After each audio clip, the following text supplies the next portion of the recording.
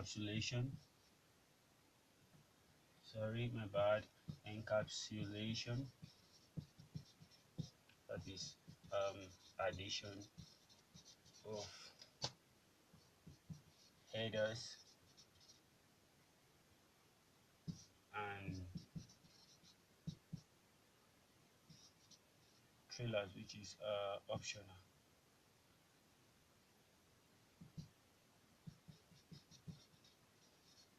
And trailers, which is optional. So as data flows from upper layer to the lower layer, requiring services to be rendered from lower layers to the upper layers, the data from the upper layers are encapsulated and forwarded to the lower layers. So the lower layers also forward the information down to any other layer lowered as we move from the application layer down to the link layer. So the encapsulation, in the encapsulation,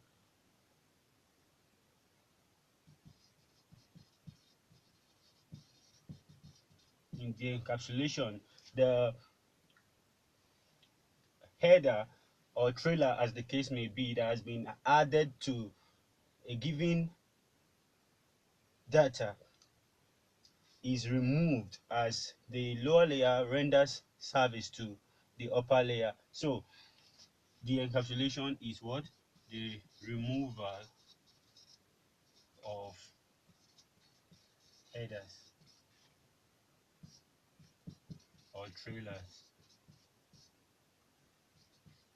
as the lower layers render services to the upper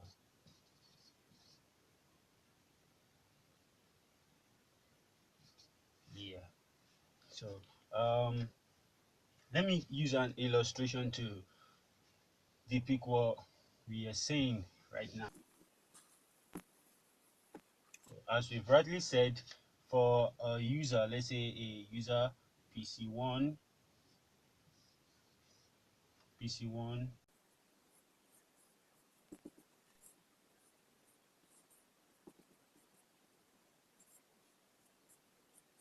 okay, so this user accesses the user, this is the user, and this is the web browser, and here we have a workstation and we have a web server. As this user uses his web browser to access information on the web server, the web server delivers the information using the protocol, the application layer protocol, which is what? HTTP. So the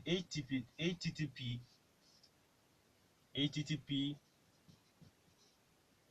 delivers the data to the user. Okay, what mode is this information transferred?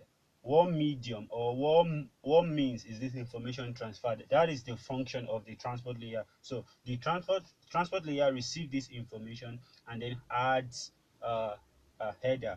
The header information at the transport layer contains series of numbering technique to be able to identify every page that is retrieved, or every page that is fetched from the web server to the web browser, so as a form of tracking mechanism can be provided to keep a record of what information has been delivered to the web browser. The web server knows what information has been served by. In the header, we have what we call series of sequence numbers. So we have sequence 1. This is the first information that was delivered. This is the data, and this is the second sequence, is the data, down to the last, so we have what? A sequence n, and this is the data. So as this data is delivered to the web browser, TCP in the transport layer keeps track of what data is delivered. Should in case any of the data is lost in transit, the web server re-sends that information, and that is the function rendered by the transport layer known as error correction. So in the network layer, what we have, it's the header. In the header, where we have the IP header is added to the information. So when we have our IP header, so let's say this is HTTP, the application layer, this is TCP, the transport layer, and here we have the IP. So what information is contained in the IP? We have our IP version 4 or IP version 6 address as stated earlier. So the IP version 4 or 6 address has what? The source and the destination addresses. IP, that is Internet Protocol, defines rules for identifying individuals, unique individuals on the network, or group of individuals or group of hosts on the network. So in this case, we have it could be a unique host, or it could be a group of hosts. So in our subsequent videos, as we'll be expounding the topic of IP version 4 addressing, we are going to be talking about different types of address. So there's a type of address that's used to address individuals or a unique host and a group of hosts to receive information. It has been established that in the network layer, the IP header is added, and that IP header contains what? The source and destination address. So let's move to the link layer of the TCP IP model. The link layer defines the mechanism for physical transmission of data. This of data is converted into signals. That is series of zeros and ones. So, and the link layer also defines the set of rules for selecting a physical medium.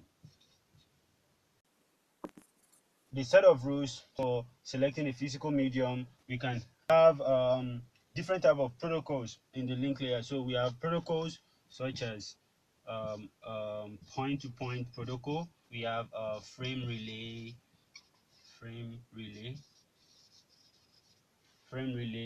multi-protocol label switching, Ethernet over multi-protocol label switch, and so on. Several kind of protocols in one, or the Ethernet protocol. So the Ethernet protocol is defined by IEEE.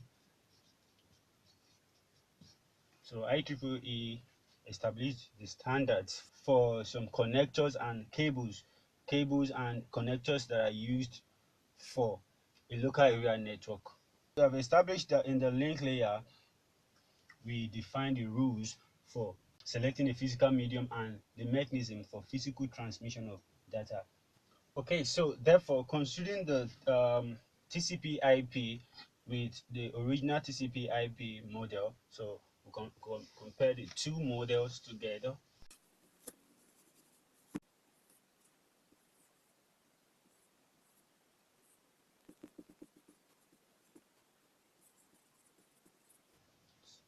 So considering the original TCP IP model and the new TCP IP model, we'll discover that there are no much differences apart from the link layer in the original design that has been split into data link and physical layer. So for the application layer, we have our user data, and at the transport layer, it is represented as segment.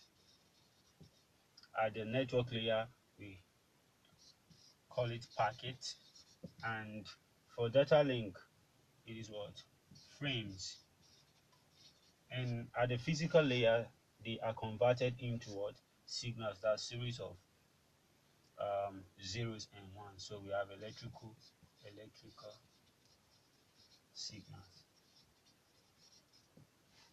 at the physical layer. So for each of the layer and the application layer, we have application layer protocol running, which is HTTP, POP, or SMTP, as the case may be. And at the transport layer, we can have the TCP or UDP. At the network layer, we have IP, which is the prominent protocol at the network layer. And at data link, we have the wide area network protocols such as point-to-point protocol, multi-protocol label switching, Ethernet over multi-protocol label switch, and local area network protocols like the Ethernet protocol defined by IEEE. So, and at the physical layer, what we just have is electrical signal, so physical connection of one device to another. So, for a router, which is a layer 3 device, to communicate with another router or a user on the network, the router uses the the data link layer to identify what physical outlet the information should be sent, because the data link and the physical layer as embedded in the link layer and the original design addresses the physical transmission of information held in the network layer. So that sums up the design for the original TCP/IP networking model and the new TCP/IP networking model. Right now, we are going to be looking at the OSI model. The OSI model, in comparison to the TCP/IP model, defines 7 layers, so it's referred to as layered approach to networking model. So the OSI layer, defined by the International Organization for Standardization, that is ISO, so defines 7 layers. So these 7 layers consist of the application layer, the presentation layer, the session, the transport layer, the network, the data link, and the physical layer.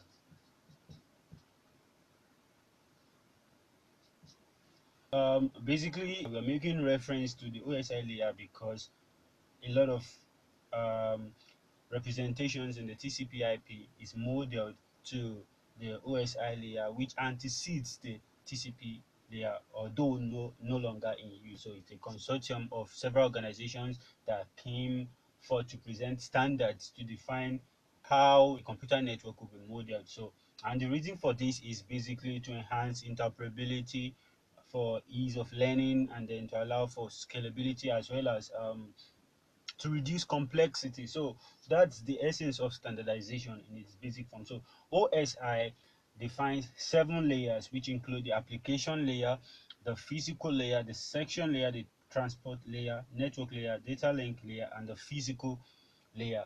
For the sake of reference, these 7 layers of the OSI model as a mnemonic for which you can represent each of them. You don't necessarily have to memorize, but it's just a technique to be able to get what it is, to be able to explain the concept or identify the layers. So these mnemonics for layer 1, it's defined as let's say all people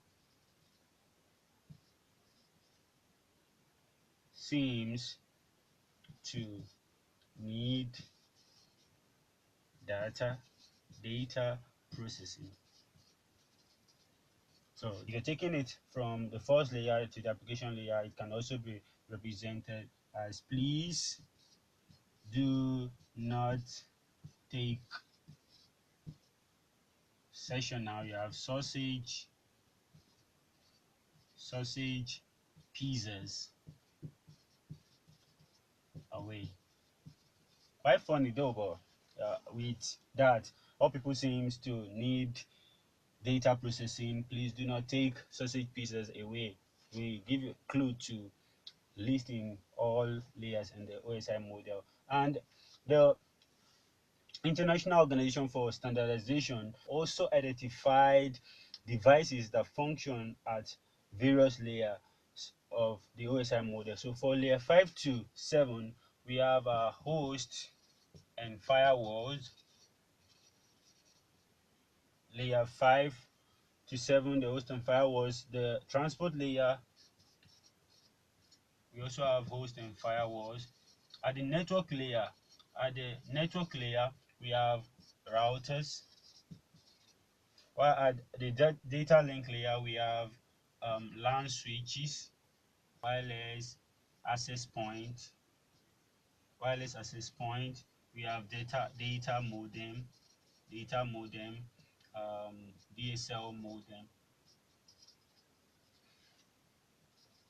While in the physical layer we have LAN hubs, repeaters, and connectors. OSI also defined protocol data unit for each of the layer. So layer 1 protocol data unit, which is what? Bits, streams of zeros and ones. Then layer 2 protocol data unit, frames, L3 PDU packets, user data. So basically you can also make references to the layer protocol data units and the layered devices, as well as the numberings of the layers in the OSI model. So this brings us to the end of